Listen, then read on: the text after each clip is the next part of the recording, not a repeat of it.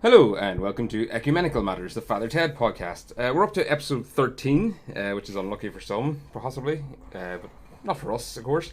But we're here discussing Hula Ted, season 2, episode 7. I want to say.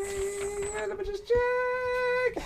I've lost count completely. I think it's episode 7. And with us today we have we have Lindsey Mitchell. We'll start with Lindsey Mitchell, our first guest, an actress from Belfast. What have you been getting up to, acting-wise? Acting-wise, not a whole lot. I've been resting, as they say. That's actors speak for unemployed.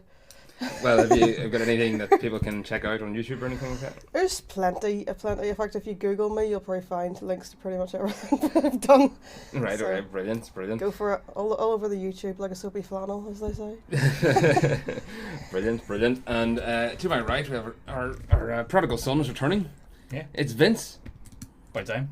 Yeah. You've missed shitloads, Vince. Well, you've been in London and stuff, so... Yeah, I've been all over, you see, so I haven't been able to sort of keep things involved, like, but... Been to London, that's about it, really, isn't it? Well, I've been in London, then I had to switch a few recording dates around. Oh, So right. I recorded on Monday and then the following Saturday. Yeah. So you're only available on Sunday evenings, most certainly, so... Yeah, Domenico's been recording with the band and stuff, so... What's the band? Run Kid. Run Kid. And have you got any gigs lined up or something? Is that what it is? No, just because Phil, the bassist, he's disappeared from Monday to Thursday every week, so we can't get a hold of him to do any bass recording, so I've had to take over on bass. I used to be in a band, and the correct thing to say when people ask you if you've got gigs and you don't have gigs is, we're writing. Yeah, well, that's true though, we are writing and recording at the minute. you're It's writing? more like It's that's not, what you think. It's not lies for once. So it's not just cover, you're moving on from covers then, yeah? We always did our own stuff. That's what I meant. You're a great original band, aren't you? Yeah. Well, I saw you last year at Sunflower, and there is Yeah. video on my YouTube channel of Run Kid. Yeah. So we'll have a look at that. It's like pop punk, Blink-182. If I remember it, I disappeared mid-set to go to the toilet. That's not on video as far as I can remember, but Probably for the best. yeah. I wasn't needed during that song, it was alright. Yeah, Vince just got up off the stage Just from behind the drum kit in the second song of the set and decided he needed to go to the toilet. Yeah. I've got Roland Riveron, the drummer. No. Well, he's a drummer. He fell off the stage in mid-drumming, sort of rolled out the back of the tent. It was like at a festival. Yeah. He went round the front to try to get back in, and he had to pay to get into his own gig. That's Just it. get back on the stage. Like, anybody could have vouched that, well, the drummer just fell off there. Yeah. Could have vouched for him, but nobody did. That's what's insane. You wouldn't have thought to go round to the back of the...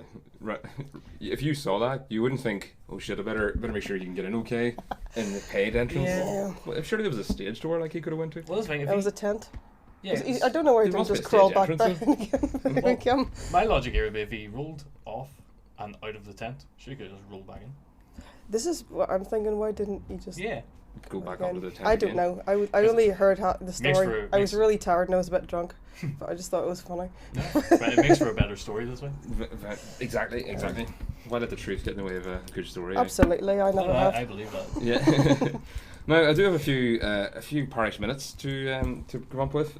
Last week we did, of course, the song for Europe. Oh, well, actually, 2 weeks ago, me and Marty recorded the song for Europe, which is the Eurovision episode, and I, to my eternal discredit, missed 2 go-ons from Mrs Doyle. Oh. And that is because when I was listening back, they weren't actually. She wasn't asking for tea. She was asking Ted to sing to her. Mm-hmm. And she was, go on, Ted. You have a lovely voice. Go on, why don't you? That sort of thing, and I completely missed it because my head wasn't tuned into it. So we're now up to 31 go-ons, which I haven't actually acknowledged yet. So here we are, 31 go-ons. Weren't we also keeping track of how many things get smashed within their house? Or was it just the window? It was. We did say just the window, but I suppose we could expand it to extra fit. Well, all the fixtures and fittings, considering we do have an extra edition tonight. And the TV's been smashed a few times, so... Yeah, so we did say the TV as well, but I think the TV's had its best day. But yes, we'll come back to that because that is quite a good observation actually. Okay. I do have a shout out to the congregation. A guy on Twitter at Ricky_Red_Mank says, well, he sent me a meme. He's memed me. So do you know the episode where here you're racist now, father? How would one get into that sort of thing? He's made that, except changed all the references to Father Ted to James, and all the references to parish to ecumenical matters. So thank you very much for that, Ricky. Unfortunately, I can't really like you because you're a Man United supporter, but It's also the fact that he's implying you're a racist. there was that. But I told him we don't need any racism in this parish. He should just enjoy his tea. Ah, Yeah. Absolutely. And then we got some news as well since last week. Did you hear that Todd Unctious actor Gerard McSorley has got himself into trouble? Oh, has he? Well, Hercules, what's he done? he's got an arrest warrant out for himself for the egregious crime of breaking plant pots. Oh, crazy fool. Yeah, that's a very stolen whistle sort of crime. That He might as well have just knocked somebody's front door and ran away. well, the fact that somebody's went to the bother of sending out an arrest warrant for a broken plant pot. It's Yeah. been a slow crime day. Yeah. I was like, when I read the headline, I was thinking like, oh shit, what's he done? Like, he must have done something serious. And I read it, and I was like, that's the most disappointing thing I've ever seen in my life. Well, it's actually the funniest thing. I was afraid, oh shit, It's pretty funny. It's a has very he assaulted Father somebody? Ted kind Yeah. of thing, like, so. I was thinking, God, has he assaulted somebody or something? Yeah. Or has he got himself in a fight or something? No, he's broken a few plant pots and somebody's fucking phoned the guards on him and put an arrest warrant out on him. So now he can't go into the county of Donegal. I don't know what his Wait. status is for the rest of the 26 counties. He actually can't go into Donegal. Well, if he does, he's under arrest warrant. So as long as he stays on this side of the border, Is it not 36 counties? it's 32 counties if you count the 32 6 of the counties. north. I don't want to get into this. I could Yeah, never. but- I could never remember. I can't want to say 39, but that's 39 steps. I'm thinking of.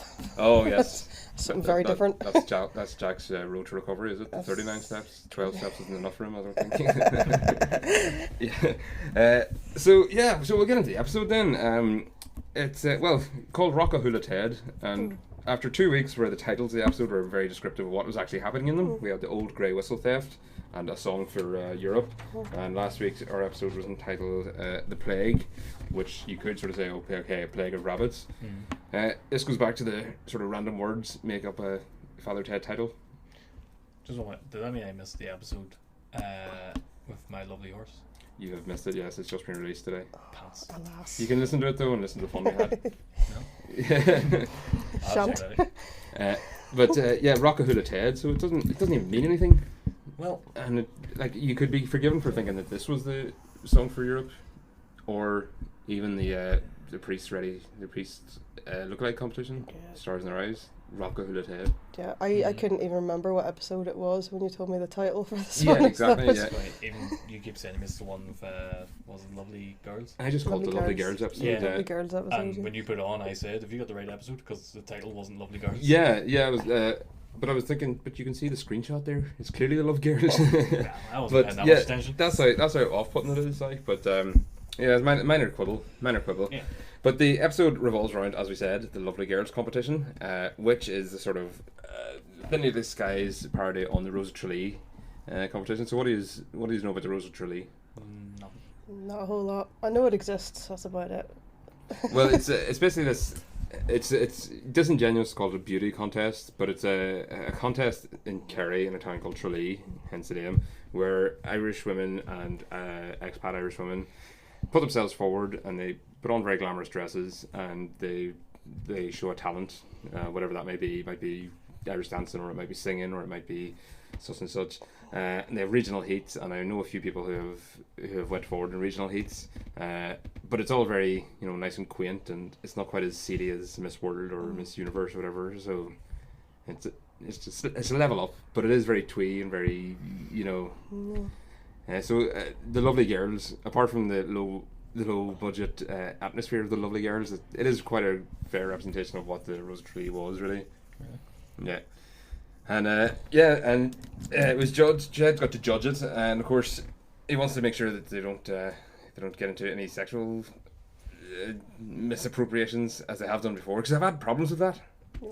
Yeah. Well, really, we have. Well, yeah, really, yeah. So yeah, I mean, Ted, as we've discovered before, Ted is a heterosexual man. He does have his desires. He does. He has urges. Yes, yeah. And it sort of came out, not sort of in an accidental way, after Jack punched him in the stomach. And he had to judge the not the walking. The walking was different. We had to judge the runway contest. Yeah. Oh, there's Mrs. was pretty much his description of what was happening there. I don't even know if that was acting or genuine there for me. Well, I'm a very good actor. Mm-hmm. Yeah. And a very humble one as well. I don't believe in humility. That's one of the things the Catholic Church tried to beat into me. I'll not have any of it. I am no Catholic hangover for you. No Catholic guilt. I'll just take all my praise. I was going to say, you were saying obviously this episode, the title doesn't really describe it very well. And I was thinking about, like, there's two separate sort of plots going on. I know they're both sort of intertwined, but there is two separate things going on. So you got the competition, and you've also got the stupid rock singer Niamh Connolly. I absolutely despise. I think that's the whole idea of the character. Obviously you're meant to dislike her anyway, but just hated her from the start. But it's like you got these two B-side stories going on. They both just sort of intertwine and link up. It's not like one consistent story. I didn't feel like. Yeah, I know what you mean. Yeah, there's two parallel branches. Yeah. And they sort of followed it through that. I mean, it's a different way of storytelling. Like every American sitcom or drama will have an A story, B story, and if it's a big enough cast, they will have a C story as well. So this was the same. Yeah, it's just when I'm thinking about it now, it's quite good the way they handle it, because it's like your woman, Niamh, whatever, she's like giving off about how the Catholic priests are and stuff, and then you're meant to be sitting there like hating her, but then they're actually showing that they're exactly what she's saying through the competition. So it is quite good that way, I guess, now I think about it.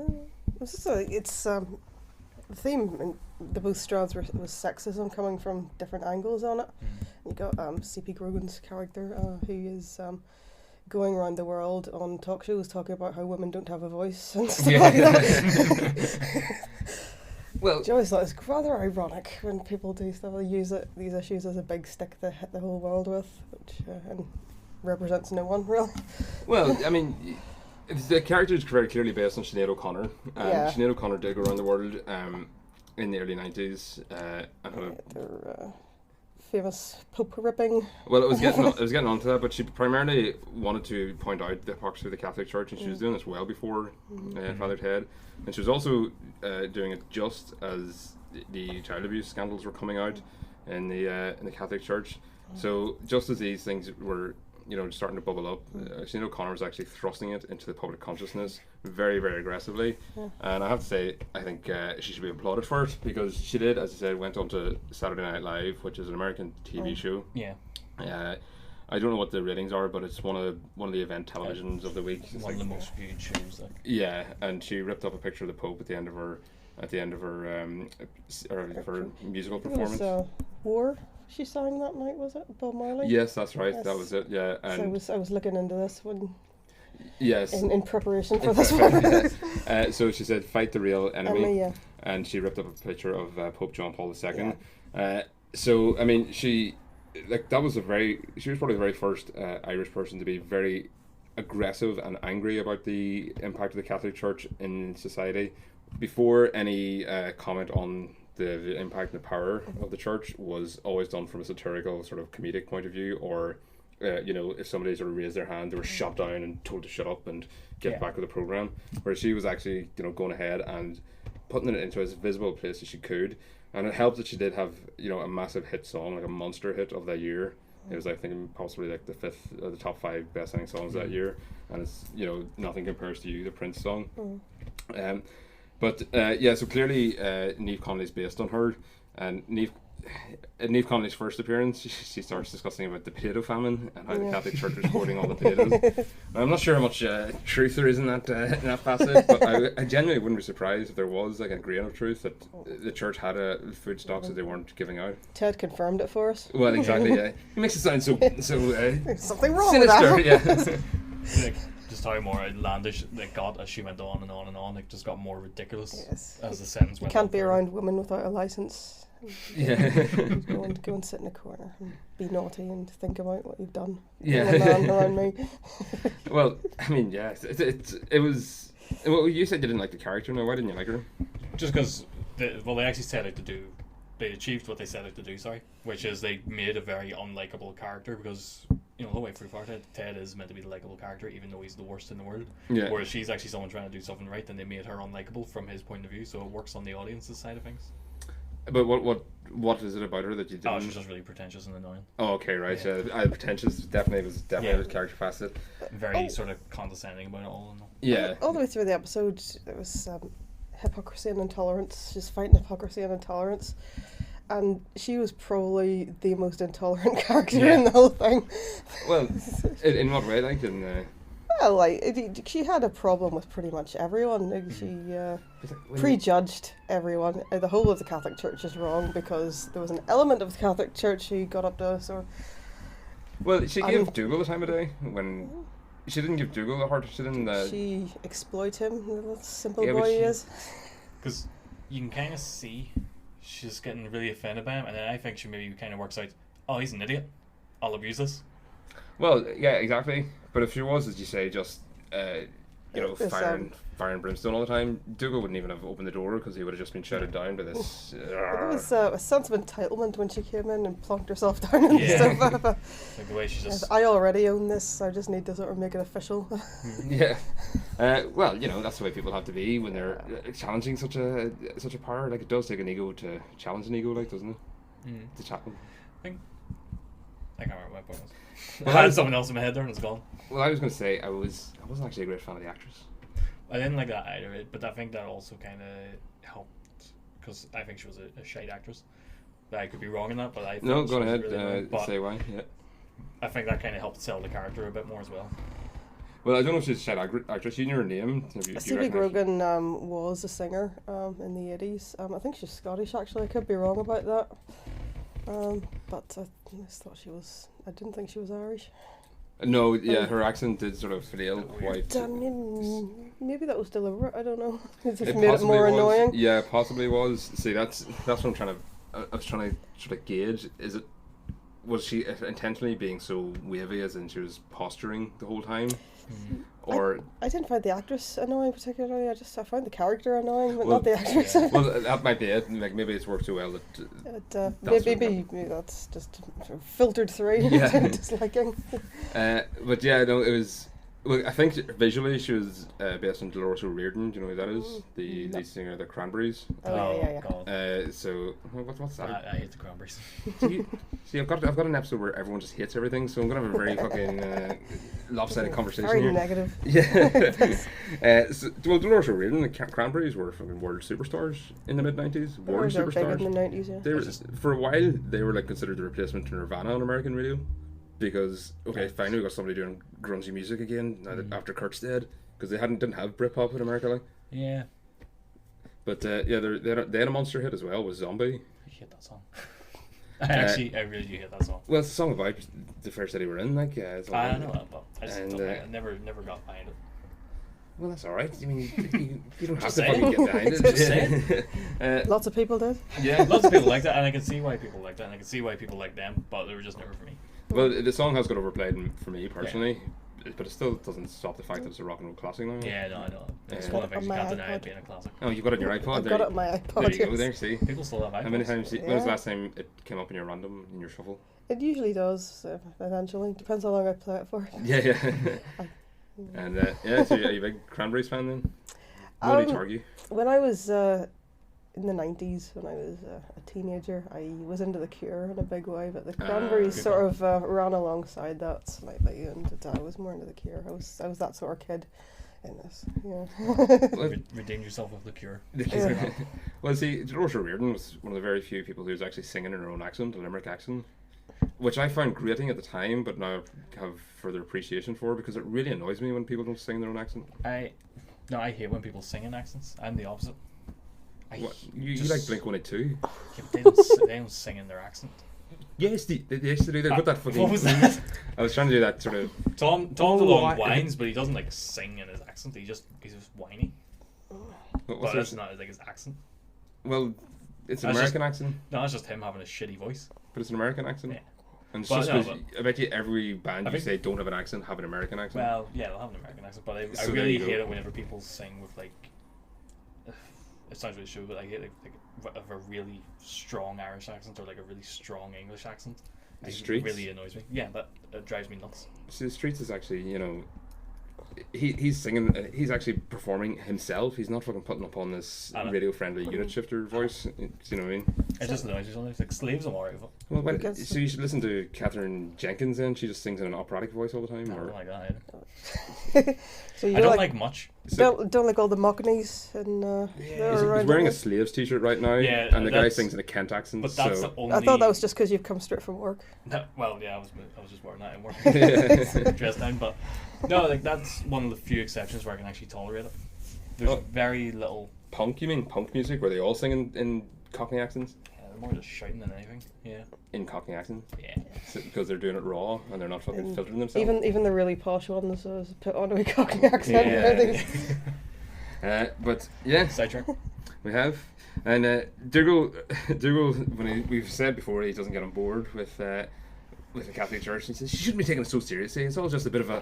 And Ted just says, "Stop talking, Dougal," because he's just had enough of this now. It's like, okay, I'm clearly a believer and you're not, Dougal. So just why don't you stop fucking getting on my vibe and just let me complain about the woman on TV who's annoying me. What was he said? She's not happy unless she's complaining. So which is, you know. I'm starting to feel what Ted feels now. Jesus. And Niamh Connolly's created an image that she has to play up to now. Well, Just a exactly. bit- Yeah. It's just is not allowed to be happy anymore. yeah. Well, I mean, in research for this, I was watching interviews with Sinead O'Connor, and one of them was quite a recent one with Virgin Radio, Absolute Radio, and she did it was a reissue of her big album, I shall not want what I do not have, and yeah, from the start she was just very, very grumpy and clearly didn't want to be there. But eventually, the interviewer managed to sort of open her up and get her to speak about music and stuff she actually wanted to talk about. So yeah, I mean. That's yeah. She's always going to be a grumpy so and so like. That's what people expect of her. Yeah, exactly. Yeah, and and she went on the Late Late Show and spoke about how she wasn't in love with her vibrator because she didn't have sex for 7 months. Yeah. Which on the Late Late Show, you know, your granny's watching that like. Isn't she come out as a lesbian since then? I don't know. Or she's now like 3/4 heterosexual or what?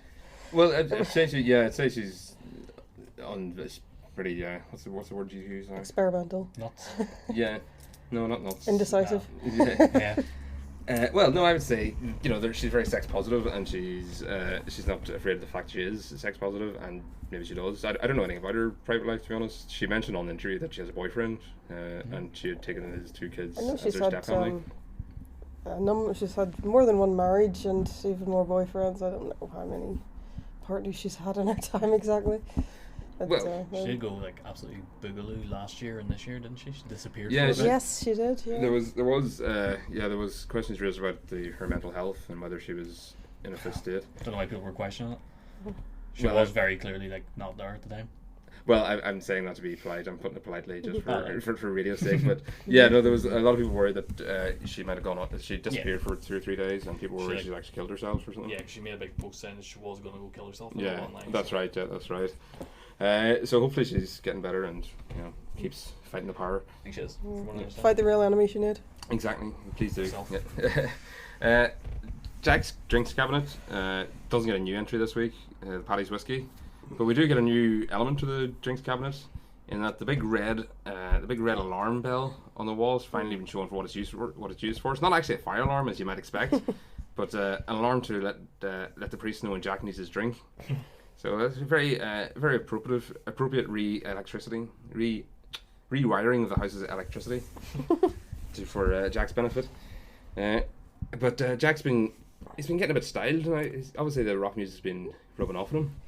And he decides to go for a Bob Geldof look. Yeah, Jack's was pretty quiet this episode. There wasn't a whole lot from him there. There was a lot more than there was in the last 2 episodes where he's kept very, very quiet. So he's got a few new lines as well. So he mentions that he mentions that he knocked Bob Geldof out. I wonder was the Bob Geldof mentioned just lumping that sort of aggressive personality in with the likes of the Sinead O'Connor stuff. Probably, actually, yes. That was probably a lot to do with it. Because Bob is is very outspoken. Exactly, yeah. And at Live Aid, when he famously swore at 2 p.m. on live TV. Yes. Because we don't all swear in our everyday lives. Yeah, exactly. We recovered eventually from Yeah. Well, have they? Because they're still talking about it in the media circles in London. It's like, oh, do you remember that time when Bob Dylan said fuck on live TV? The Queen might have been watching. But she swears like a sailor. I believe the Queen is a sweary person. Yeah. I've heard stories. Well, look at the family she's fucking raised. But yeah, going down the Bob Geldof road, and Jack actually takes that to heart because he goes around with the charity collection with a Live Aid collection box. So he was about 10 years after the fact, but he's still riding on that coattails. Yeah, it's rural Ireland. That's how long news takes to This is pre-Aircom, yeah. Yes, they've just got Live Aid and music from this young upstart, Michael Jackson. Well, they do have the Spin Master playing the national anthem to them.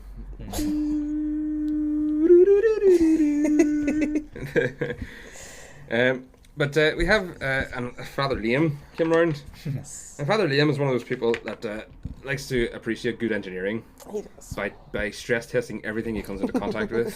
Yes. So he gets up on a bookcase, which previously has already been able to carry without problem the monkey priest. But Father Liam is able to kick down several shelves on it. Well, I mean, the monkey priest was sort of gently climbing. You know, he was being careful about climbing up on it, even though he's going nuts. And he does have a smaller frame, so that probably he wasn't getting up stress testing it by kicking the shit out of it. Shoddy workmanship. Shoddy workmanship. Shoddy. And everyone knows a person like that though who comes around and everything you've got, it's like, I could have got you a better one. Yeah. Just look how shit this is. Literally, look how shit this is. This is really wobbly. Yeah, but the table the mic is on. Whoa. It is pretty shoddy. It is actually shoddy, but we inherited it from the flat, so we're not complaining. I'm not going to complain about that then. Free tables are good. Exactly, and you can hear the squeak of the chairs as well. But so he goes to the £100 stereo system, which we've mentioned on a previous podcast. The technology from that era is actually quite much better built. Robust. This is the 90s, £100 in the 90s. Well, exactly. Like, it's not an inexpensive record player, so it took quite a bit of force for Father Liam to actually break the needle off. Absolutely.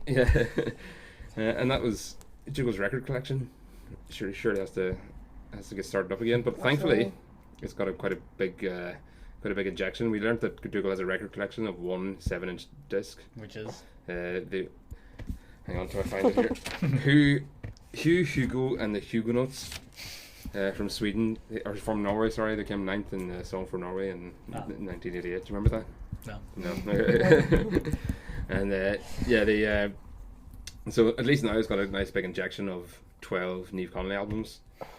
So we'll keep an eye on Dougal's record collection to see how it's getting.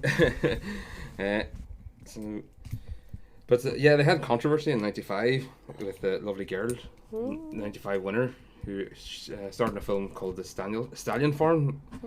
Now, I don't know why they would have such a problem with a film that is so about farming and in a rural community. Ireland's very into its racehorses and that. Yeah, exactly. It would play well around Kildare in the Midlands and stuff. I thought they'd be very interested in this. Clearly, it was some kind of documentary about life on some sort of stud farm or something. Yeah, well, who knows? Maybe it was in subtitles and that was the problem. Possibly. Yeah. Some rural Ireland areas do need subtitles.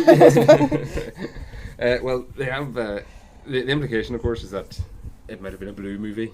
It might have been a movie like a blue movie. Yeah, like The Passion of St. Tibulus. So I'd say Jack was the first one around the corner at the local Omniplex.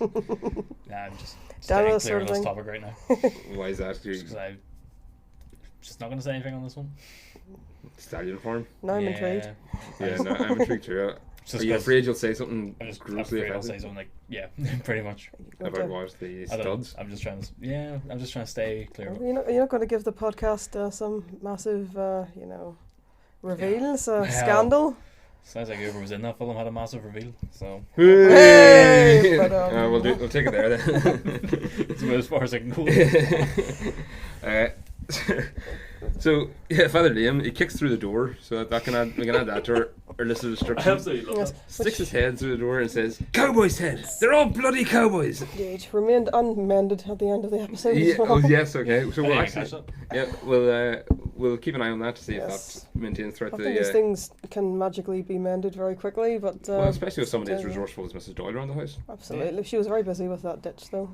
Well, yes, yeah. but she's got her day off now, so she she's should be very fine for the tired, next and- few months. I do quite like whenever he opened the door, he obviously slammed it against the bookcase, which that bookcase took a fucking beating from him. Yeah. But I genuinely thought he was going to slam the door and he was going to smash the bits, and then it was just a couple of seconds pause and he starts beating through it. It's just perfect comedic timing. Yeah, no, it was, yeah. And, yeah, Dougal just walks through the door, barely even pays any remarks to it. There's And he looks at it on the floor and he's just like, No. yeah. that's about it. Just that's great visual comedy for the podcaster. Yeah, exactly. Yeah. Well, the pictures are better on radio, aren't they? But They he, are indeed, yeah. he does just kind of acknowledge it. He's just going, alright, this is like He's normal saying- day in this house, really. Yeah, well, it probably is, to be honest. Yeah. Something else has been smashed. How well. Well, like I said, Mrs Doyle can get the welder out, because she does have seemingly a vast collection of power tools now. Yeah. So we're starting to fill up other rooms in the house. Mrs Doyle is very useful to have around. Actually, they've really It got their is. money's worth of her. Exactly, yes, exactly. Yeah, I think she's underappreciated, Yes, because absolutely. And one evening off a week is not a lot to give her in return, really, for all she does for us. well, she should be happy with a few hours. Like. But she does love serving. She Even when she's yeah, out on her yeah. night out, she wants to go back and check on them. See, That's I what think maybe she's missed her calling. I think maybe she should have worked in construction. Mm. Maybe she should have been better as like a, hard labour. Bomb builder. Having said Yeah. that, like somebody who knows her way around construction tools so well, but is using her chopsticks like a knife and fork, Yes, clearly Donna Station is not where she belongs. not used to this exotic Yeah, stuff. The food and drinks industry is not conducive to her talents. I don't think. I was gonna say, do you not feel like Niamh, whatever, is Yeah. being a little bit hypocritical, because the whole thing is just going like, oh, sexism and all in church and blah blah blah, but then there's Mrs Doyle who is proving that women can do a man's job and all, and she walks in like knackered with a pickaxe over her shoulder, and she gets really grossly offended by this, whereas like Mrs Doyle is doing men's work, even if she's being treated like shit. Yeah, I think that was the Was she issue. offended Yeah. that they were taking advantage of her more Yeah. than what she was doing. But she's willingly doing it as well. Well, yeah, I mean, they're Like, overworking she- her. yeah, That's they're what the overworking. issue is, I think, rather than the work she's doing. It's being Are they necessarily, like, they're giving her jobs? I don't think, are they giving her a time frame to do yeah, them? they're being Are they saying this has to be done today? But Or? there's an implication that they do give her a time frame Yeah, with the I know the you slates. wanted to clean yeah. the slates today. Oh, yeah, true. And, Yeah. Even still. Should have been impressed that Miss Doyle was able to use, like, I don't know, probably a jackhammer and stuff. See, that's so just being easily. patronising to women. Why would a woman not know how to use a jackhammer? She's No, going to but- read the instructions I mean, at, this, correctly. at that time, At least she does read the instructions. Yeah, well, exactly, yeah. men usually just take it out and try first, and then when they fuck it up, they deny all responsibility. I know that's what I do anyway. But I think we're starting to fill up more rooms in the house. Remember, Leanne brought up the fact that it was a massive house and there Yeah. was nothing else in the room. So we already know that one of the rooms is taken up by board games and video games and whatnot. No, the kitchen is now. And we've seen the kitchen as well. We have seen it before, I think, Have we? haven't we? Yeah, I'm pretty sure we've seen it before. You see it in the Speed episode as well, don't you? Yeah, it becomes much more prominent in the Speed episode. This might actually be the first appearance of the kitchen. It It's must, the first one I've seen. Yeah, it must. You usually see like a glimpse of it through the door, and that's about it. Yeah, I can't actually call to mind. I stand corrected. Like, we'll put it in the Paris Minutes in 2 It minutes. is. I thought the kitchen was bigger, but maybe I'm thinking of No, a different episode. Or, It was yeah. I do remember it being a scullery like Yeah. setup. So a scullery. Let's talk about sculleries then. Do you yes. do you know what a scullery is? No. It's more of a scullery maid. My late great auntie used to refer to her kitchen as a scullery. I don't know why. But My granny used to call her kitchen a scullery. It's the same. It was the Yeah. same idea. Like, it was just a sort of long room. Well, not long, but sort of rectangular, which is very narrow and quite long, and it just had cupboards and the cooker, and that was it. And you just did all your stuff in the scullery. But yeah, it's sort of gone out of style now. You have the open plan kitchens and stuff where people can see. I don't like open plan things in general. I like things to be categorised in little cells and I want Compartmentalized. everybody to stay in their little rooms and not annoy me. You know, there's a place called Prison. I've it's heard of very- it, yes. Yeah. The accommodation fees are very cheap. Yeah. All you need to do is brick a few flower pots, I believe. Or Well, yeah, exactly. Yeah. Or Killman. Might do Or that. Kill a Man, yeah. Just go from one You extreme don't- to the other. But you don't need to go that far. I mean, if your conscience is going to tickle you about that, it's, Yeah, true. Well, if you want to have a good long stay, Yeah, that's true. true. You want to get the investment. I mean, a few flower pots, what's that going to But get you? once you're there, I mean, all you need to do is say a few things about, nasty warden's mother, or you'll be in there permanently. That makes more sense. I was just going to say kill another man while you're there. I'm I'm disturbed about all this talk of murder coming out of your you. casual talk of murder as well, Vince. Is So blasé about it. Yeah. Just very thrown out there. Yeah, sure, kill a man. Sure. It's like Kill a man. that's what I was going to say. It's like No rant, you Yeah. say. Let's kill a man. Yeah. sometimes you just need to get to the point. That's all. Yeah, exactly. There's no point beating around the bush about it. Well, yeah, so basically I think one of the other rooms in the house has been set aside for power tools because she had, as you say, we have shears that come out of nowhere in one of the previous episodes. Do you think she would leave them in her garage overnight, or Which is pretty much there. There is- well, 24/7. she mentioned there was the greenhouse was next to the shed. Ah, okay, so there must be a shed out the back then. Yeah. That would she make did sense. say Because you there never was- see the back of the house. You don't? No, you only Would see the you front. would Yeah. you leave something as valuable as that in a shed? Well, overnight? Craggy Island, I think you'd be okay. There wouldn't be too So many. they went loopy Yeah. when the whistle was stolen, so probably not. No, see, that's kind of place for people to leave their front doors open. Like, places in Tyrone, like in Berra, the main street of Berra, people just leave their front doors open and think nothing of it, even when they leave the house, like. So, I probably shouldn't be saying that, 'cause it's going to be a crime wave in Berra now, as soon as this episode We- comes out. Is that where you're from originally? Near where I'm from, yeah. So should we just sort of say this is a pre-recorded program and you are actually in the house with a great big dog right now? Yeah, but by the time the episode goes live, everyone in Berra will have a live Rottweiler just ready to bare teeth at anyone who gets through any door. So yeah, like, I mean, there wouldn't be a massive crime problem in Craggy Island, I don't think, even for your power tools. I think even if there is, the only person you can imagine stealing power tools is going to be Tom. Yeah. Yeah. And Tom's got his own line on this, as we know. He's got his own line and everything. Yeah. So he can get samurai swords onto the island with no difficulty, so... I don't think he would be bothered with it. Yeah. Power tools were too crude for him, I think. He's Compared above such to a things. shotgun, Yeah, but shotgun's nice and personal. it's effective. And effective, yeah. Kill a man with it. Yeah, so Dougal comes in reading a magazine called Rock Cupboard. Oh, yes. Did any of you pick up the reason why it was called that? What was it called again? Rock Cupboard. There is a story behind it. It's I don't know, I was more laughing at the image on the front. Yeah. we'll get to that in a second. I just want to bring up the magazine. It's based on an Irish magazine called Hot Press. Now, I'm not entirely sure why it's called Hot Press, but it's That sounds like where you keep your sheets in. Yeah, there. that's what I was thinking. that is what a hot press is like. But this is, I suppose, the magazine is hot off the press. Hey. But Graham Linehan actually wrote for the Hot Press magazine, and so did Arthur Matthews. So I think that's where they met. Actually, it was on the writing staff for Hot Press, and it's actually a really good magazine. It covers music primarily, but also covers like general culture and politics and everything, and just does it in a very sort of accessible way. Like it's not really dry and really boring or anything. It's sort of like Vice magazine before, back in the print era in Ireland. From what I can gather, do you know Vice magazine? Your No. face tells me not. No. I don't know Vice magazine. You're a 21st century internet user in your 20s. Just look at cat pictures. That's all I do. It's just a waste of oxygen. Do you want to hear a joke just while we're on that? Go for it. Why is the internet like ancient Egypt? Because they worship cats. Because they worship cats and write on walls. Hey. She's not wrong. It's hitting close to home there. Well, you said you liked the picture on the front, Sven. So describe it for us from memory. Then what was on the front cover of the magazine? It would be better coming from you, guys. Oh really? Yeah, put me on the spot. Basically just Keep it clean. it's very Well- hard to keep this clean. Basically just bitch face Magoo on the cover with boxing gloves with clit power written on them. Bitch Face Magoo is Vince's moniker for Niamh Connolly, of course. Yeah. But So- yes, she was on the cover and So you see. with the boxing gloves. So she's obviously in fighting mode, and the boxing gloves said Aggressive. Clit Very power. good. Yeah. So clit power, was that the X-rated version of girl power? So that was the X-rated Spice Girls, I suppose.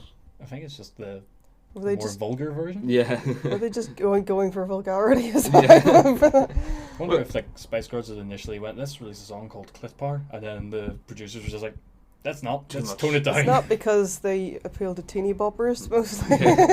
Well, I don't know, because this would have predated Spice Girls. I This was think. around about the same time that Spice Girls were just becoming popular because their first, I think Wannabe was 96 and 97. Yeah, That was around about the same time. So it was about September '96. So this episode was around April '96. So He predates it, maybe. Do you reckon somebody saw it and goes, Somebody saw the future. not clip power, girl power? Ching.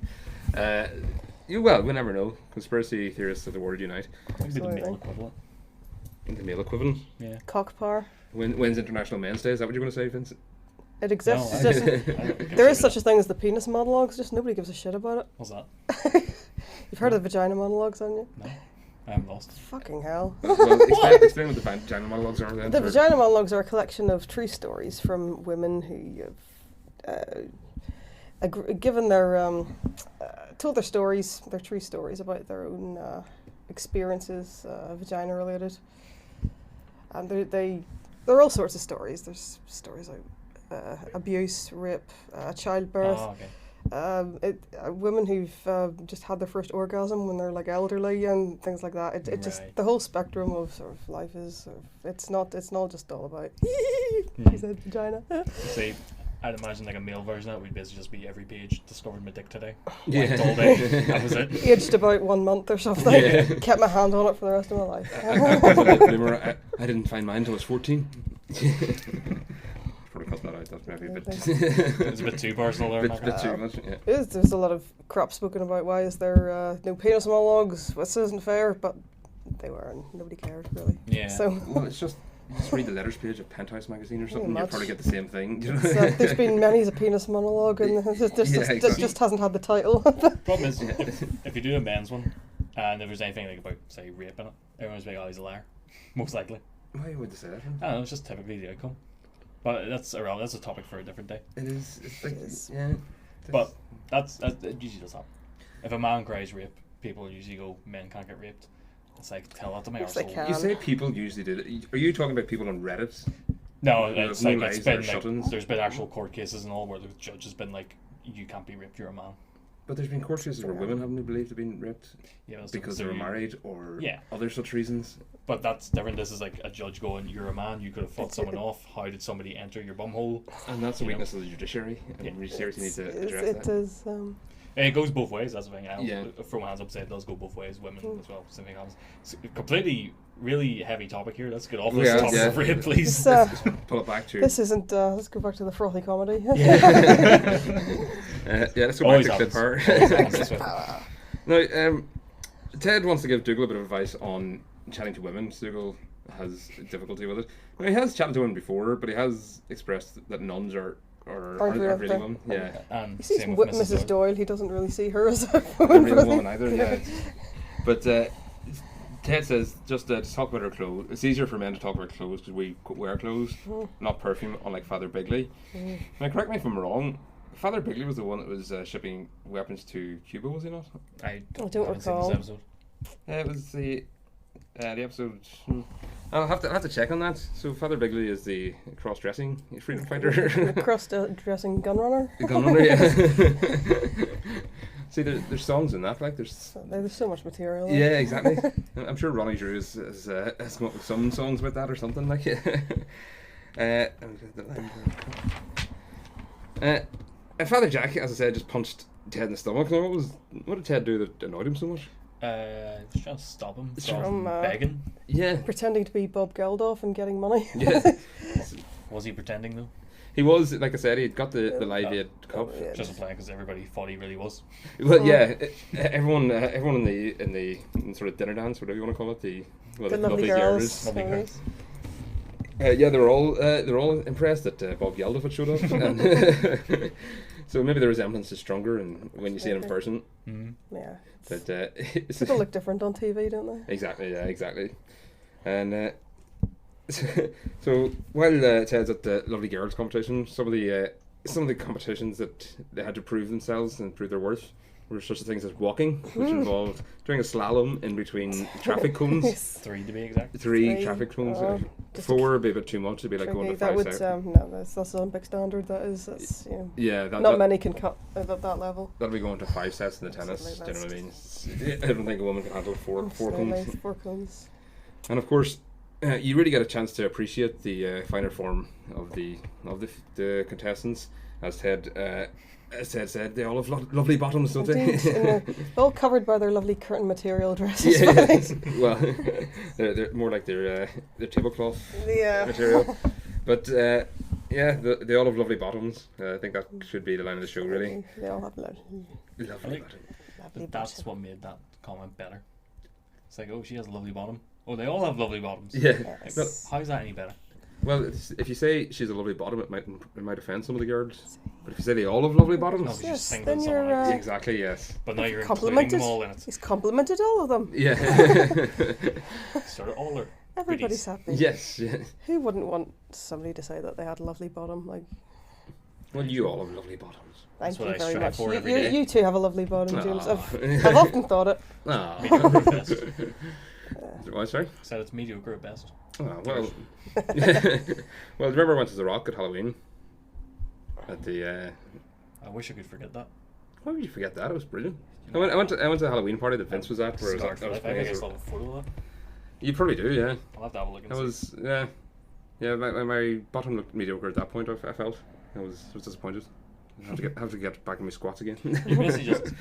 He came home from work, walked upstairs, came down in a pair of underwear. That was it. It wasn't a pair of underwear, it was a pair of speedos. I think you Oh. find and Budgie smugglers? yes, and Not, I have deleted it. I had fake Okay. tan and I had sunglasses. So Yeah. and I had the WWF belt. So I really went to town. Yeah, but it didn't leave much to the imagination, and personally, I didn't need that in my life. Yes, you did, Vince. No. Admit it, you've had that in your, Everybody needs that in their life. yeah, you've had that in the wank bank for years. Jesus. That's why I deleted the picture. So it's all up Just here now. burned into your brain. Exactly. You don't need the picture. It's where it belongs.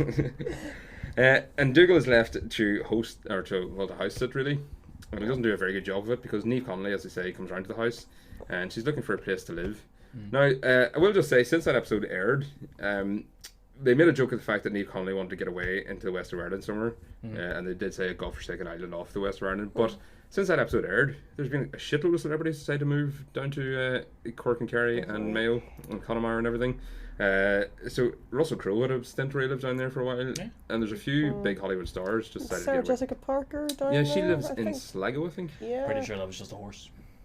She does look like a horse, so you could be forgiven for thinking that. Oh, God, Was it Peter Griffin who said she looks like a fit? Or was that somebody else? They let her on TV and she looks like a fit. That's a pretty good way of putting it. Are we on a Father Ted podcast, lowering the tone by bringing Family Guy up in it? I always Yeah. bring Family Guy into everything. It has its moments. I hate the show, but it does have some moments. You can count them on your one hand. Yeah. Family Guy. I like it's There you go, that's some. anti-Bush sentiment, which I'm very fond of. But you could get that in John Oliver. What do you call him? Nah. John Stewart. Nah. Yeah. But oh yeah, speaking of women in films, have you seen Ghostbusters yet?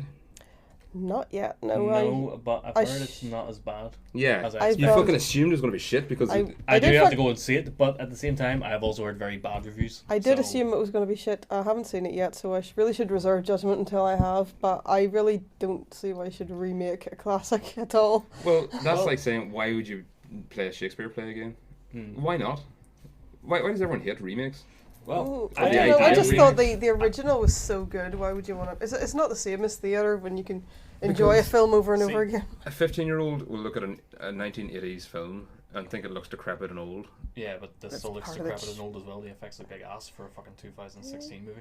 You haven't seen it, so you can't possibly comment. I've seen the trailers, which have You the seen it? effects. I know what my fears are for it. So Well- in that it's going to be just loads of like cock and boob jokes, and it's the girls are That's going to my come fear. across as intelligent in their own right, rather than as the original lineup did, and See. they were all professors or whatever.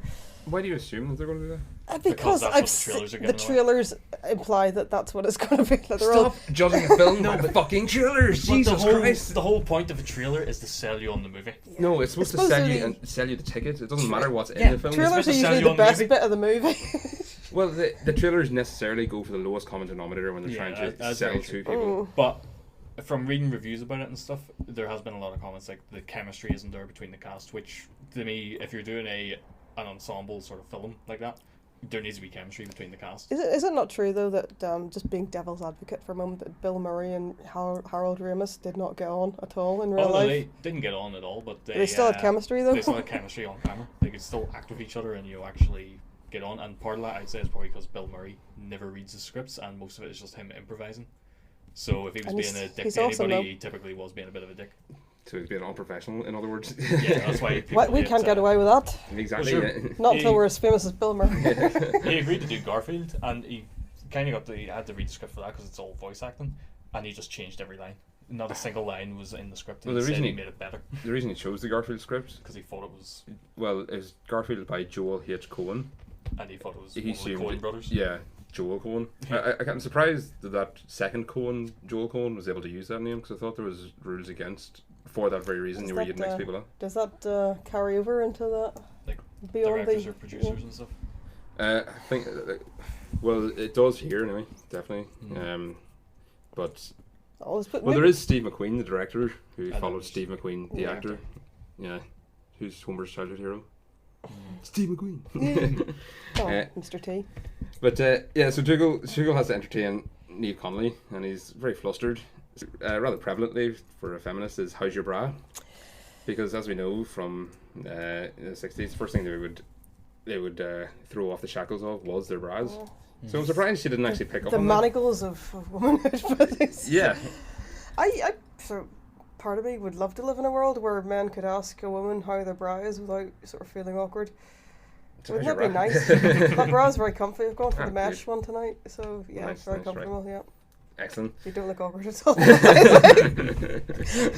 Well, we can all dream, can't we? We'll keep going. Vince, you better ask now. What?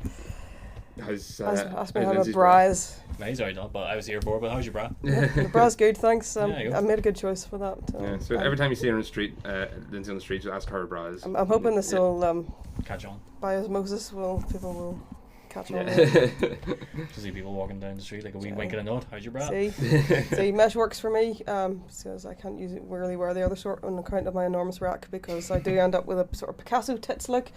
But you didn't need to know that. As long as the audience did, that's all. Well, I feel like we've got a thing going on now. So.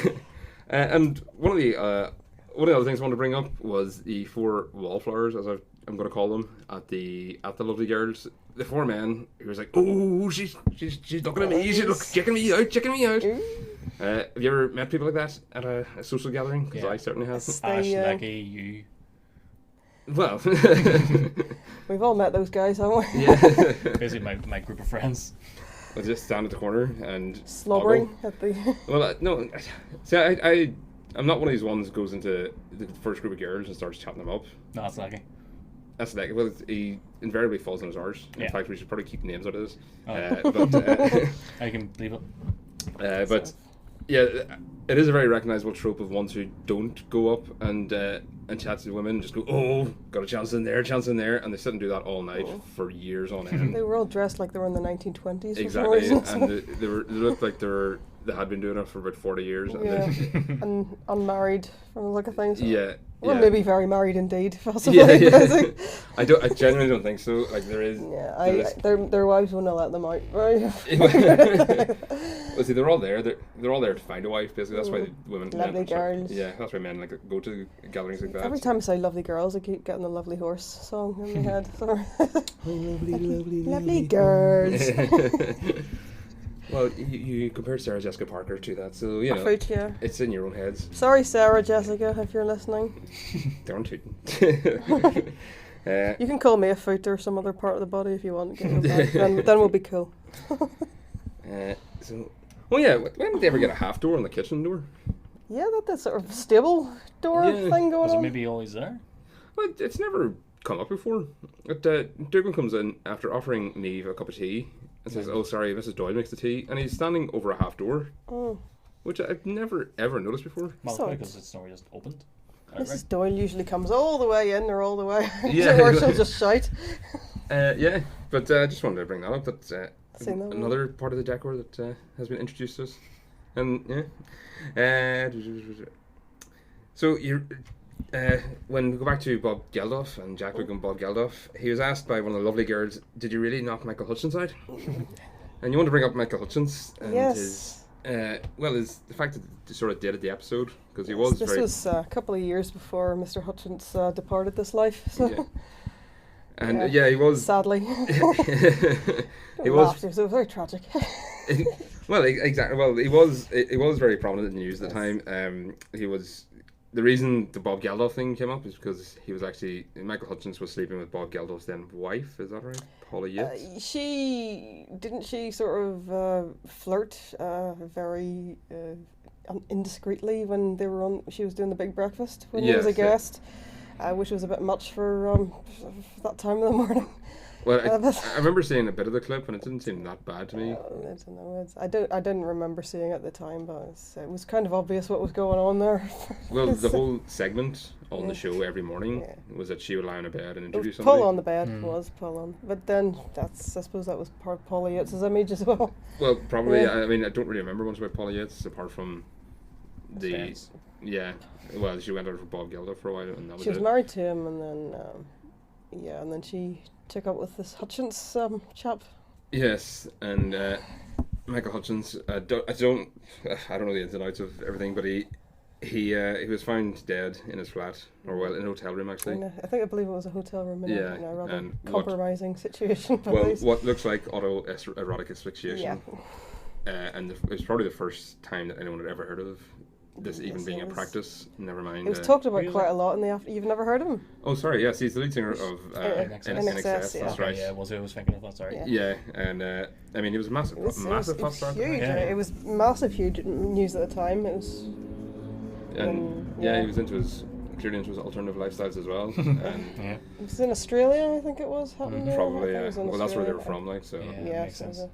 And so it just reminded me of a line in X-Files where one of the characters could see how everyone was going to die, and he just went to Mulder.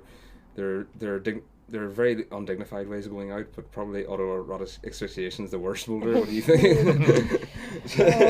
This reminds me of the old Billy Connolly routine where, you're really caught if you die in the wrong place, you can't say it wasn't you. It wasn't me. Shaggy advice. Yeah.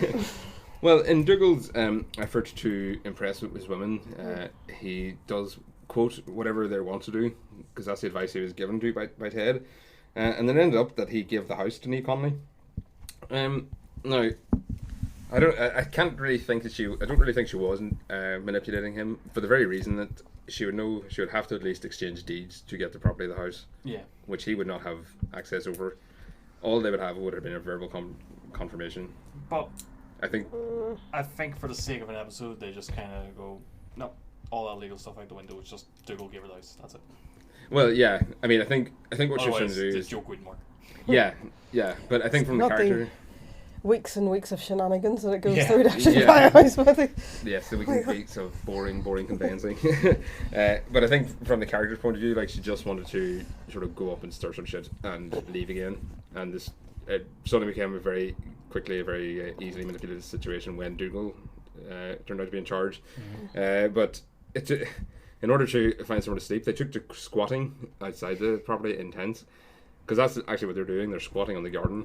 So as long as they stay there for 11 years, assuming all the legalities did go through, if this was in the UK, if they had stayed there for 11 years, they would have got to keep that little segment under the tent. And the world. Yeah. And Ted reaches out for desperate measures, and when he's like, right, we're at the end of our tether. Hopefully God will have written down what we need to do. So he leaves a little notepad out and hope that God helps him out. Unfortunately, the next morning it doesn't. So he did sort of put his mouth where his faith was. Well, this is feel that Ted does have some sort of a faith. Yes, well, exactly. See, Ted obviously is a man of faith. Yeah. And some who would argue that he is really doesn't believe at all, but that was evidence that he. I think he does have faith. He wouldn't have done that if he didn't. Exactly. Yeah. I quite like you said. Like, obviously, Ted has faith there, but I like that Dougal typically has faith in Ted and his ideas and stuff. And on that one, he basically just turned around and said it's not a very good idea. Yeah, see, Dougal's the enlightened one, maybe, or As well as Ted being the cynical one, you would have thought he would be the non-believer of the pair, but it's funny that it's the other way around. Yeah. Well, see, Ted is cynical in as far as he's cynical at the position in life he's in. Like we've discussed before, if he had got a parish in a nice part of Dublin or something, he'd be very, very happily preaching, staying on message and stuff. Whereas Dougal, he didn't really get on board with the message from day one. So it was even as he said at the start of this episode, it's all a laugh. Yeah, exactly. Yeah. And that Christmas episode with the Advent calendar. Actually, I don't know if you've covered that or not. That'll be a bonus episode. That was that pretty much explains where he's at with his. Yeah, so we'll look forward to that when it comes in. Let's not talk about that too much right now, though. Well, you may as well, sure. Go for it there. Yes, Three Wise Men. What's that got to do with the story of Jesus? Star, load of lads in a stable. Who'd have thought it? What a surprise. Well, they probably have a great fun out there in the hay. Yeah. Going for a roll. It's very cosy. Whatever. Yeah. Can't remember the name of the stupid film that we're talking about in this. The Stallions thing. Stallion Farm. Oh yes, the stud farm. What is it called? Stallion Farmer? Stallion Farm. Hell, Stud Farm.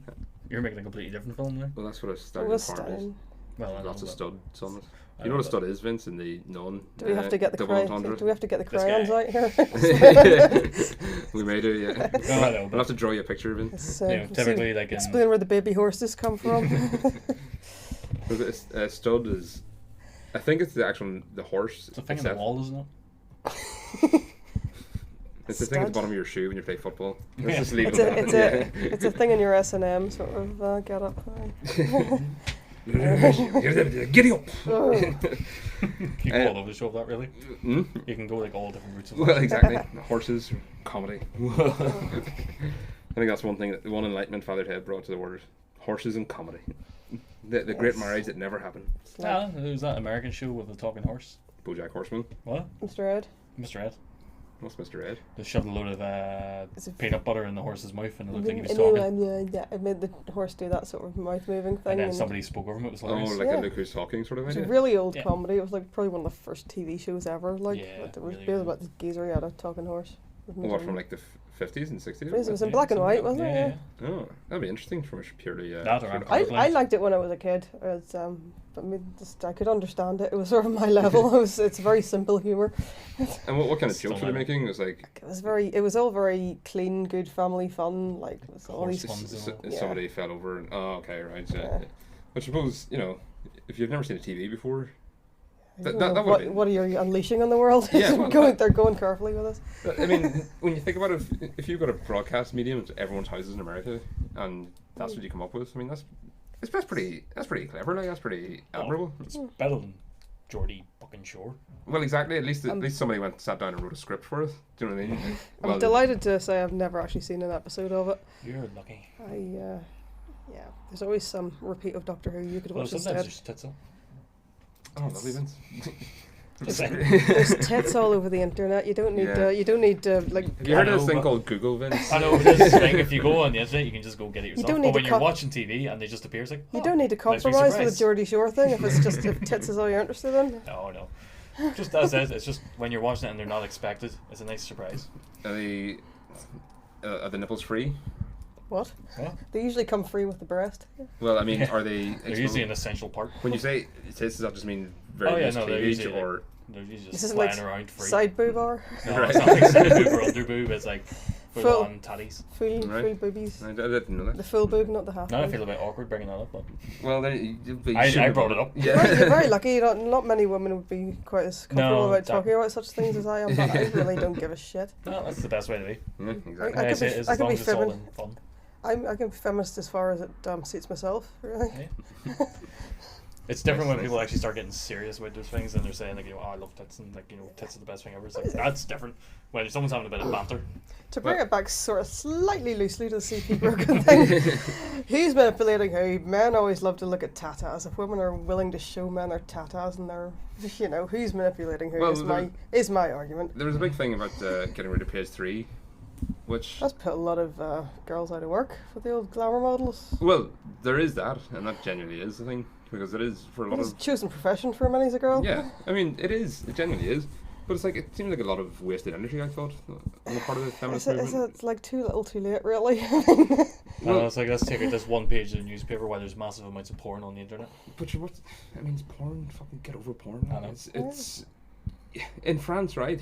They have bare breasts on the covers of magazines. You can see from the It's streets. exposure. Like, people don't really care. Yeah. I mean, see what I did there. Well, I mean, it's like if people want to show uptight about fucking. That's why people would have Boobs, these like, terrible fetishes that destroy their lives. Yeah, it's why people are so fucking repressed about, you know, everything, that we have such a fucking fucked up society with regards to sex. Like, This has been a very heavy It's the same. podcast. It's the same with Yeah. alcohol. in what way? There's less alcoholism in France, but that's because they introduce it into the family Yes. and from a young age, and it's not like a pissing off daddy thing when you Like- sort of hit your Yeah, teens. true, yeah. It's like anything, when you start taking away from people, they want it more. Exactly. You exactly. get prohibition. Isn't that the right The word? prohibition in the yes, well, Yeah. it is actually the right word. Yeah. It's, In America, like, you know, they took it away, and then people were just like, well, now I want more. It's like, It's heroin, reverse- just give people heroin, no one will do it's it. reverse psychology 101. Like, if you want a kid to do something, just go the other way with it, you know? Yeah. Well, the prohibition, as it was in America, which was like the most extreme way you could actually prohibit something, which was to write it into their constitution, which is what they did, fucking idiotically. It made it so then the only people who were able to get alcohol to the people who wanted it were violent criminals. And then what happened then when they legalized booze again, was people going to, you know, legitimate establishments to get their booze. So the criminals had to find something else to maintain their fucking cash flow. So they just fucking introduced hard drugs to America. Yeah. And that's where we fucking end up with a situation where, you know, Got the war on tens of drugs thousands. now. Yeah, tens of thousands of people are dying in Mexico because America's trying to fucking obliterate a drugs problem that it really didn't need to start in the first place. That had just been fucking mature about the whole thing. Yeah. Hey, and as we all Soapbox. know, Jesus loved wine so much that he changed water into it. Well, exactly. Yeah. No, he was just a raging alcoholic. Problem.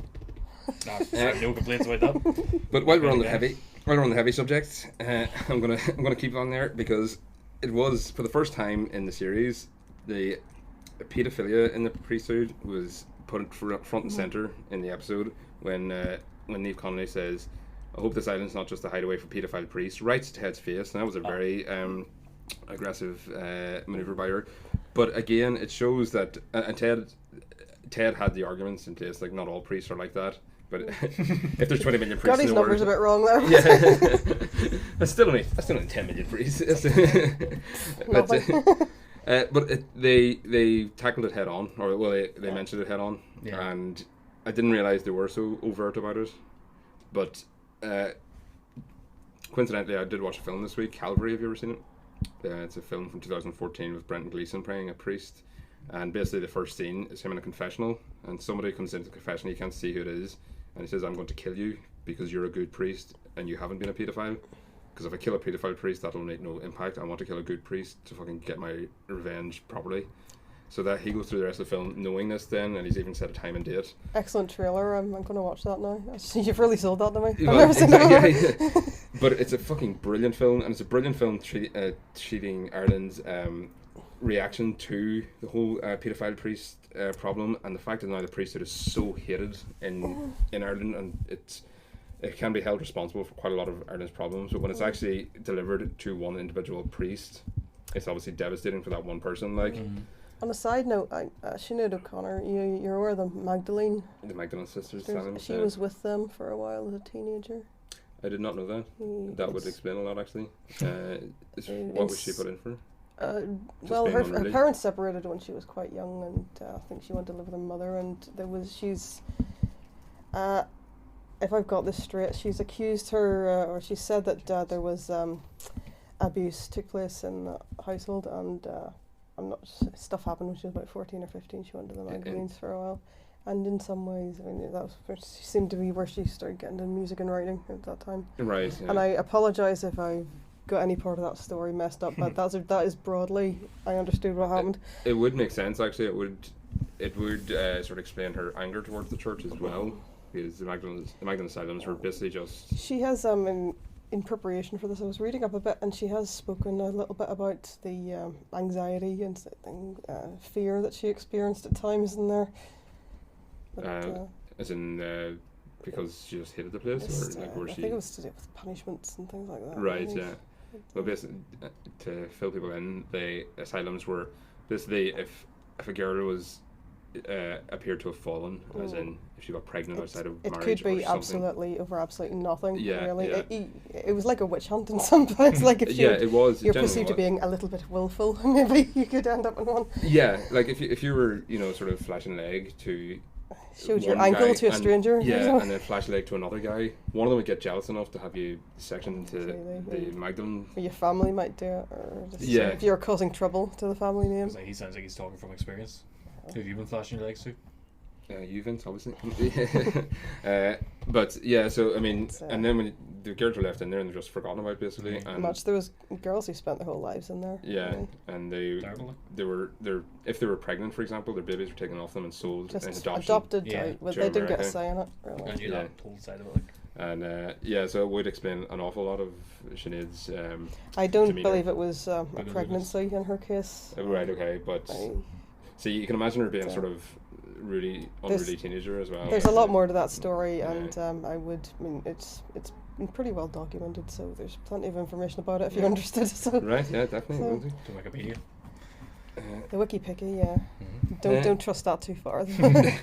So at the end of the lovely girls, after Ted's chosen his winner, and he decides he wants to go on a date with her, Niamh Connolly decides, after finding out that Ted is working Mrs Doyle to the bone, that she will give them back the house if she gets to take Mrs Doyle and Ted's prospective date to the restaurant, where she holds court and tells stories about how Sting fell down the stairs. Now, I'd like to posit that Sting was probably doing his mad yoga when he was doing that. Have you heard about Sting's mad yoga? No, but the thing I was more taken from it is the fact that Sting was married to a woman. Frances Tumulty. That's the one. And he was living in Belfast and all for a while. So Oh, I was I thinking the didn't fact know that he that. used to She's, live down by the White Fort, or West Belfast, I believe. Would I be right in Really? thinking that the Stalker song that he's very famous for was written about her? Yeah. Which I'll be watching. Well, Yeah.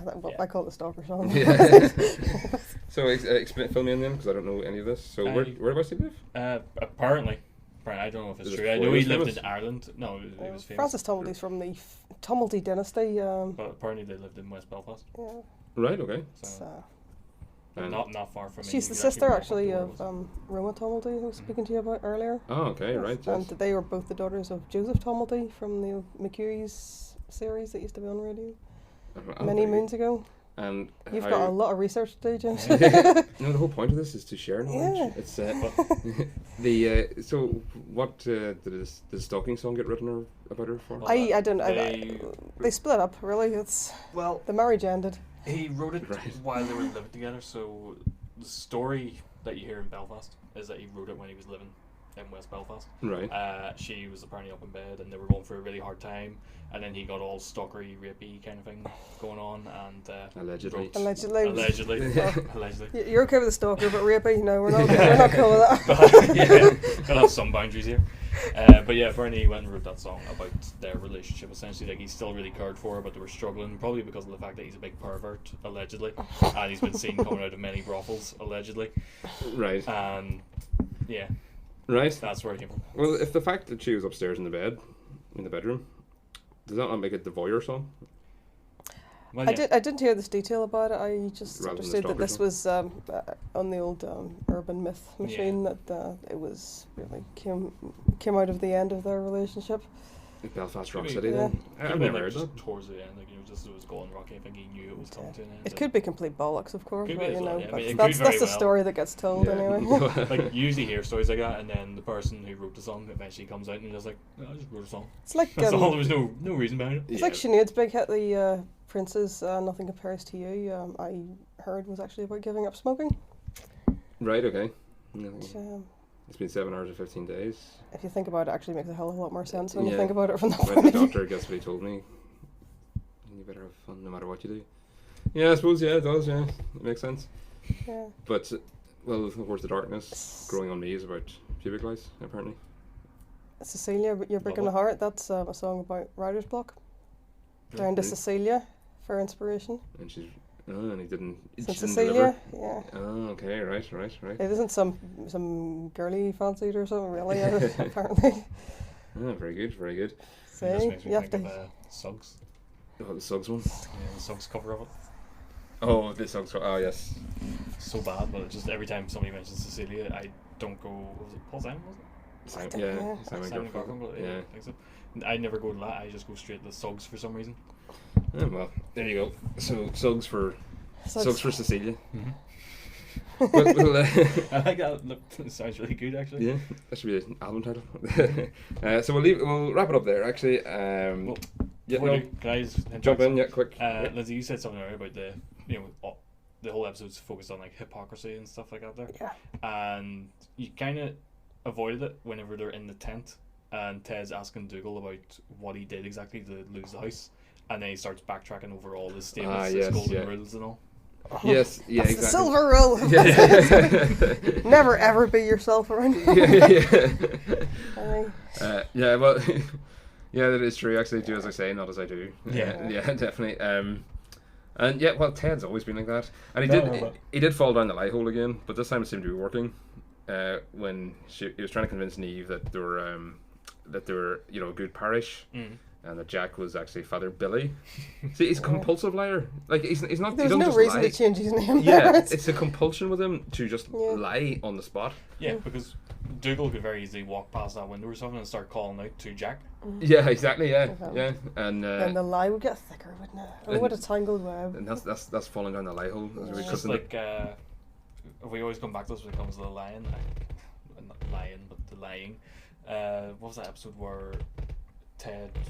I can't remember what he was lying about. He was saying like somebody was dying and all, and Dougal walks in and just starts shitting all over his lies. Yes, yeah. And it Oh, just there he keeps is going now. deeper and deeper. Oh, Yeah. yeah. Oh, he's got better, yeah. Ted says you're lying, Ted. Yeah.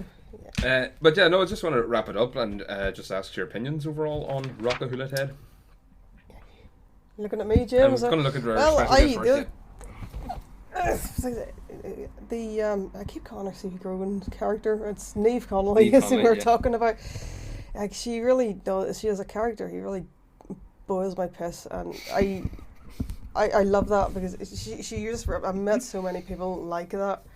Just the worst sort of feminists who yap on about being tolerant so much that they're actually incredibly intolerant.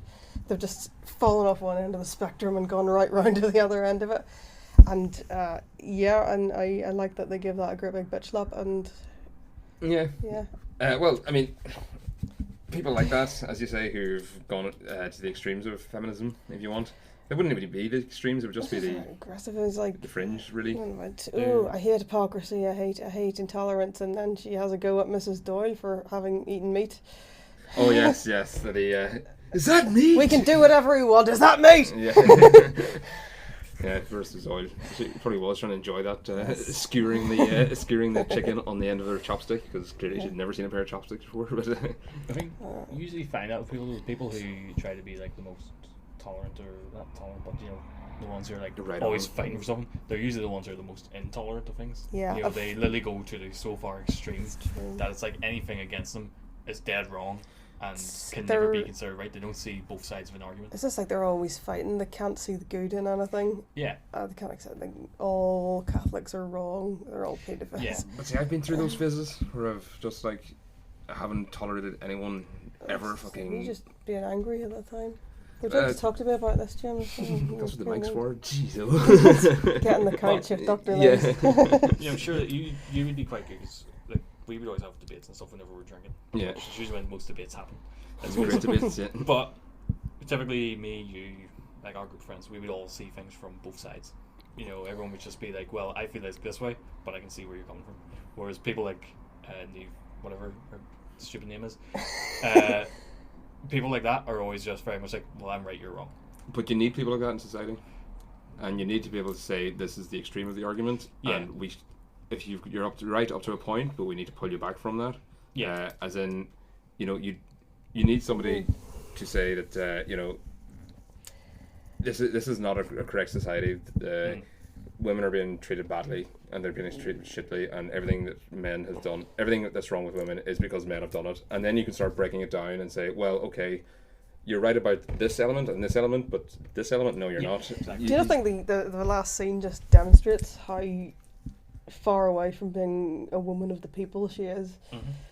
But I mean, that's fine, because that people like that are generally like that. Like the reformers of society are the ones who've gone out on a limb and just they want everyone to be like Yeah, that. I just feel like she's far too antagonistic to be of any use to any argument in this subject. But every person's pulling the boat one way. If it's one person pulling it really far one way and everyone else is pulling it back, they're not going to get very far.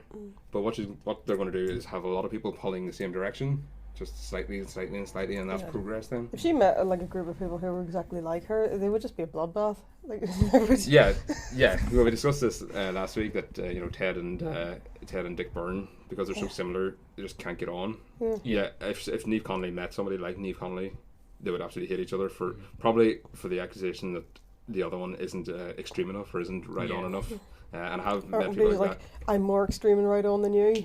Exactly. I tolerate even less hypocrisy than you do.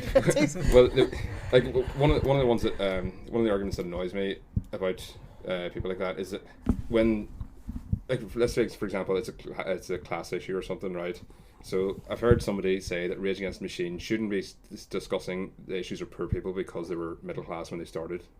And I think that's fucking idiocy.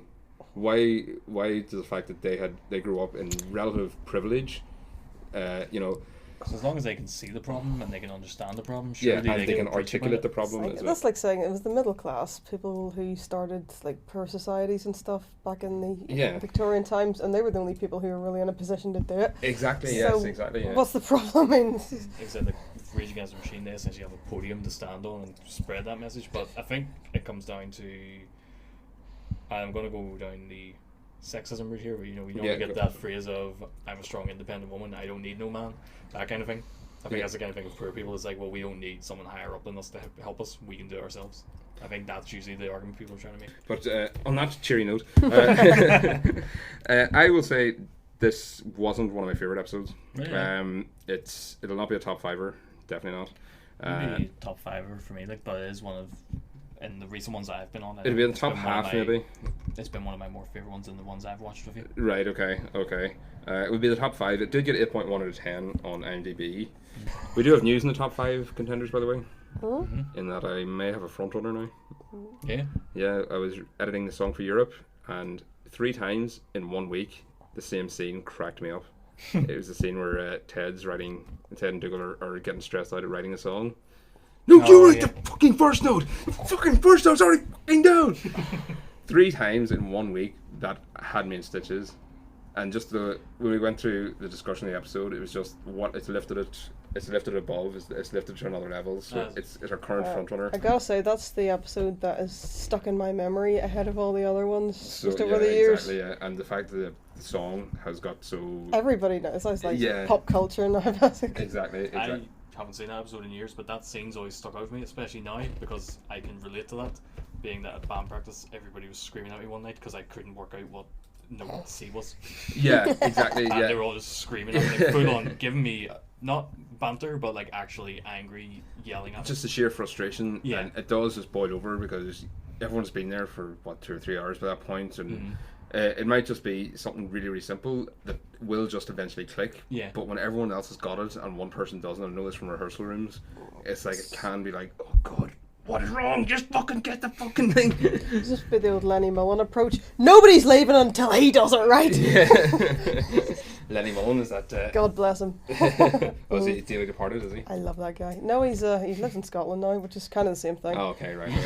Jump to the extremes there. Well, he was, God bless him. God bless him and all he's I thought sailing. you meant God rest him, or... No. Yeah. He's not dead. He's just he's just not with us. He's elsewhere. If you said he's not with us, I would have assumed that he was also dead. But, brother of Peter Mullen, whose career went a bit better. Who's Peter Mullen? I'll Google him. Can't be ours. Right, okay, well. He's on TV more than his brother. What's he been in?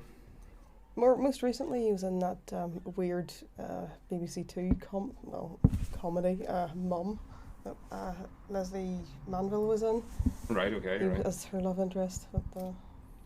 Fantastic. And amongst other things, and the car advert.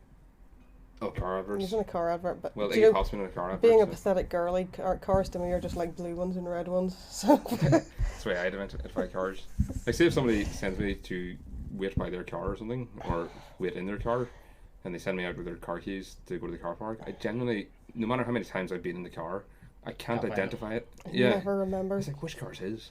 And then I try to think, fuck, what colour is it even? Unless there's something really, really striking about it, I won't remember. Yeah, if there's like a sticker or something you know Yeah. to look out for, yeah.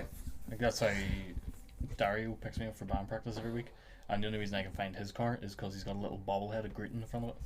Right, it's That's the only reason I know. Great. Kind of great.